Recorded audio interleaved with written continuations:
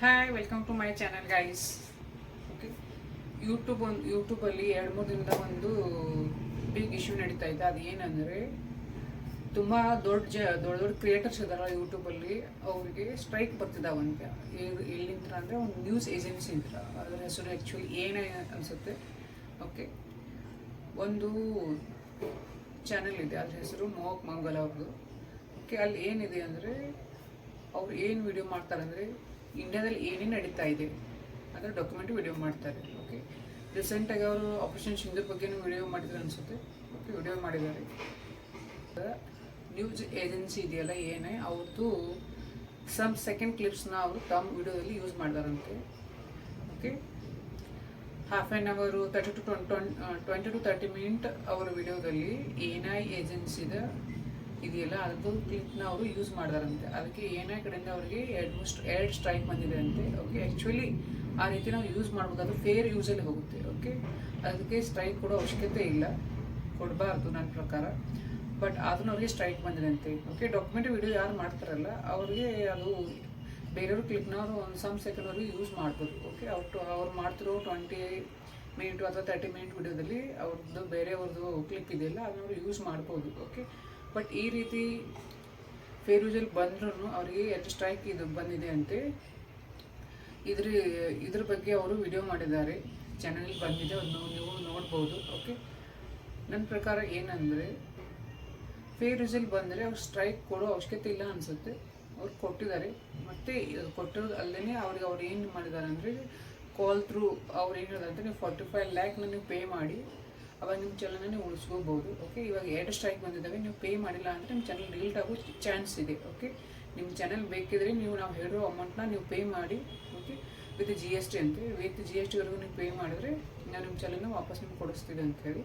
Okay, ಇದು ಏನಂದರೆ, ನಂದು ಇವರಿಬ್ಬರು ಅಂದರೆ ಮೋಹಕ್ ಮಂಗಲು ಮತ್ತು ಮೋಹಕ್ ಮಂಗಲು ಮತ್ತು ಏಜೆನ್ಸಿ ಇದೆಯಲ್ಲ ನ್ಯೂಸ್ ಏಜೆನ್ಸಿ, ಅವರಿಬ್ಬರು ಬಿಟ್ಟು ನನಗೆ ಮೇನ್ ಕ್ವಶನ್ ಏನಂದರೆ, ಯೂಟ್ಯೂಬ್ ಫೇರ್ ಯೂಸಲ್ಲಿ ಬರ್ತಾರೆ. ಯೂಟ್ಯೂಬ್ ಕಡೆಯಿಂದ ಅದನ್ನ ಬೇರೆ ಯಾರು ಓನರ್ ಕ್ಲೇಮ್ ಮಾಡಿದ್ರು ಅವ್ರು ಸ್ಟ್ರೈಕ್ ಕೊಡೋದು ಮುಂಚೆ ಬೇರೆ ಯಾವುದೇ ಚಾನಲ್ಗೂ ನೀವು ಅದನ್ನು ಸ್ವಲ್ಪ ಕ್ರಾಸ್ ಚೆಕ್ ಮಾಡಿ ಆಮೇಲೆ ಕ್ಲೇಮ್ ಮಾಡಿ ಕಾಪಿರೈಟ್ ಹಾಕಿ. ಇಲ್ಲಾಂದರೆ ಏನಾಗುತ್ತೆ ಅಂದರೆ, ತುಂಬ ಜನ ಮೆಹನತ್ ಮಾಡಿ ಅವ್ರದ್ದು ಒಂದು ಬೆವರು ಸುರಿಸಿ ಒಂದು ಚಾನಲ್ ಕ್ರಿಯೇಟ್ ಮಾಡಿ ಅದ್ರ ಮೇಲೆ ವರ್ಕ್ ಮಾಡಿ ತುಂಬ ಹಾರ್ಡಾಗಿ ಅವ್ರ ಚಾನಲ್ ಗ್ರೋ ಮಾಡಿರ್ತಾರೆ. ಓಕೆ, ಅವರಿಗೆ ಈ ರೀತಿ ಚಾನಲ್ ಡಿಲೀಟ್ ಆಗೋದ್ರೆ ತುಂಬ ಬೇಜಾರಾಗುತ್ತೆ. ಓಕೆ, ತುಂಬ ಡಿಮೋಟಿವೇಟ್ ಆಗೋಗ್ತಾರೆ. ಓಕೆ, ಅದಕ್ಕೆ ನಂದು ಯೂಟ್ಯೂಬ್ಗೆ ಒಂದು ರಿಕ್ವೆಸ್ಟ್ ಏನಂದರೆ, ನೀವು ಯಾರಾದರೂ ಕ್ಲೇಮ್ ಮಾಡಿದರೆ, ಓಕೆ, ಚಿಕ್ಕ ಚಾನಲ್ ಆಗಿರ್ಬೋದು, ದೊಡ್ಡ ಚಾನಲ್ ಆಗಿರ್ಬೋದು, ಅವ್ರ ಮೇಲೆ ಬೇರೆ ಬಿಗ್ ನ್ಯೂಸ್ ಏಜೆನ್ಸಿ ಆಗಿರ್ಬೋದು ಅಥವಾ ಯಾವುದೇ ಕ್ರಿಯೇಟರ್ ಆಗಿರ್ಬೋದು, ಯಾರೇ ಆಗಿದ್ರು ಕ್ಲೇಮ್ ಮಾಡಿದ್ರೆ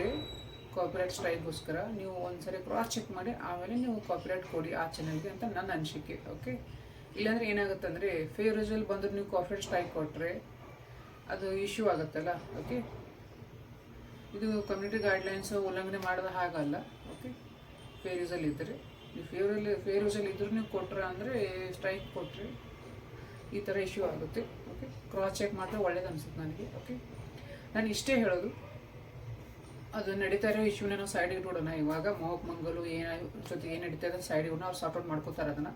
ಓಕೆ, ನಾನು ನಿಮ್ಗೆ ಏನು ಹೇಳ್ತಾರಂದರೆ, ಚಿಕ್ಕ ಕ್ರಿಯೇಟರ್ಗೆ ಹೇಳ್ತಾರೆ, ಬಿಗ್ ಕ್ರಿಯೇಟರ್ ಹೇಗೋ ಸಾಲ್ವ್ ಮಾಡ್ತಾರೆ.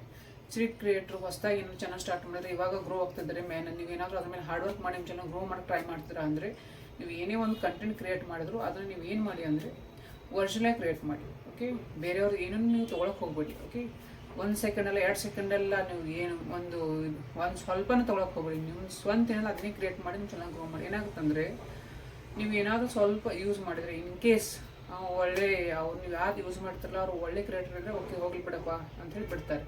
ತುಂಬ ಜನ ಇವಾಗಿನ ಕಾಲದಲ್ಲಿ ಆ ಥರ ಇಲ್ಲ, ದುಡ್ಡು ಬರೋದೇ ನೋಡ್ತಾ ಇರ್ತಾರೆ. ಓಕೆ, ನೀವೇನಾದರೂ ಬೈ ಮಿಸ್ಸಾಗಿ ಯೂಸ್ ಮಾಡಿದ್ರೆ ಅದ್ರ ಮೇಲೆ ಕಾಪಿರೈಟ್ ಸ್ಟ್ರೈಕ್ ಹಾಕ್ತಾರೆ, ಆಮೇಲೆ ಅಮೌಂಟ್ ಕೇಳ್ತಾರೆ. ಓಕೆ, ಅದಕ್ಕೆ ನಾನು ಇಷ್ಟೇ ಹೇಳೋದು, ನಿಮ್ಮ ಒಂದು ಚಾನಲ್ನ ನೀವು ಸೇಫಾಗಿ ಇಟ್ಕೊಳ್ಳೋಕೆ ಟ್ರೈ ಮಾಡಿ. ನಿಮ್ಮ ಕಂಟೆಂಟ್ನ ಒಂದು ಒರಿಜಿನಲಾಗಿ ಕ್ರಿಯೇಟ್ ಮಾಡಿ. ಓಕೆ, ಬೇರೆ ಯಾವ್ದು ಏನೇನೋ ನೀವು ಯೂಸ್ ಮಾಡೋಕ್ಕೆ ಹೋಗ್ಬೇಡಿ. ನಿಮ್ಮ ಮೈಂಡನ್ನ ಯೂಸ್ ಮಾಡ್ಕೊಂಡು, ಸ್ಕಿಲ್ನ ಡೆವಲಪ್ಮೆಂಟ್ ಮಾಡ್ಕೊಂಡು ಸ್ವಂತ ಕ್ರಿಯೇಟ್ ಮಾಡಿ. ಓಕೆ, ಅವಶ್ಯಕತೆ ಬಿದ್ದರೆ ಯೂಸ್ ಮಾಡಿ.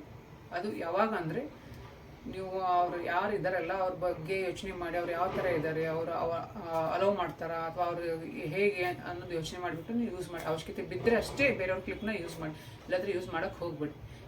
ಆ ರೀತಿ ಮಾಡಿದ್ರೆ ಏನಾಗುತ್ತೆ, ಈ ಥರ ಇಶ್ಯೂ ಆಗುತ್ತೆ. ಓಕೆ, ಸಾರ್ಟ್ ಔಟ್ ಆಗ್ಬೋದು, ಇಲ್ಲ ಆಗದೇ ಇರ್ಬೋದು. ಸಮ್ ಟೈಮ್ ಚಾನಲ್ನು ಡಿಲೀಟ್ ಆಗ್ಬೋದು. ಓಕೆ,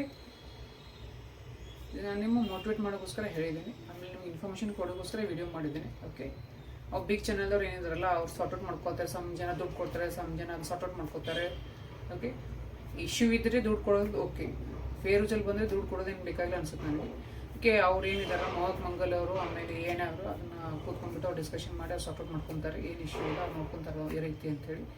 ಓಕೆ, ನಾನು ಒಂದೇ ಇಷ್ಟು ಯೂಟ್ಯೂಬಿಗೆ ನಾನು ಹೇಳೋದು, ಚೆಕ್ ಮಾಡಿಬಿಟ್ಟು ಕಾಪರೇಟ್ ಸ್ಟ್ರೈಕ್ ಕೊಡಿ. ಓಕೆ, ಇದು ತುಂಬ ಜನಕ್ಕೆ ಎಫೆಕ್ಟ್ ಆಗುತ್ತೆ. ಅವ್ರದ್ದು ಡೈಲಿ ಜೀವನನೇ ಅದ್ರ ಮೇಲೆ ನಡೀತಾ ಇರುತ್ತೆ ಯೂಟ್ಯೂಬ್ ಅಮೌಂಟಿಂದ. ನೀವು ಈ ರೀತಿ ಸ್ಟ್ರೈಕ್ ಕೊಟ್ಟು ಅವ್ರ ಚಾನಲ್ ಡಿಲೀಟ್ ಆಗೋದ್ರೆ ಅವರು ಮಾಡಿರೋ ಎಫರ್ಟ್ನು ನೀರಲ್ಲಿ ಹೋಮ ಮಾಡಿದಾಗುತ್ತೆ. ಓಕೆ, ನನ್ನ ಕನ್ಸರ್ನ್ ಬಂದುಬಿಟ್ಟು ಮೇನ್ ಸ್ಮಾಲ್ ಕ್ರಿಯೇಟರ್ಸ್ಗೆ. ಓಕೆ, ಈ ವಿಡಿಯೋಯಿಂದ ನಿಮ್ಗೆ ಏನಾದರೂ ಇನ್ಫಾರ್ಮೇಷನ್ ಸಿಕ್ಕಿದ್ರೆ ನನ್ನ ಚಾನಲ್ ಸಬ್ಸ್ಕ್ರೈಬ್ ಮಾಡ್ಕೊಳ್ಳಿ. ಓಕೆ, ಲೈಕ್ ಮಾಡಿ, ಕಮೆಂಟ್ ಮಾಡಿ.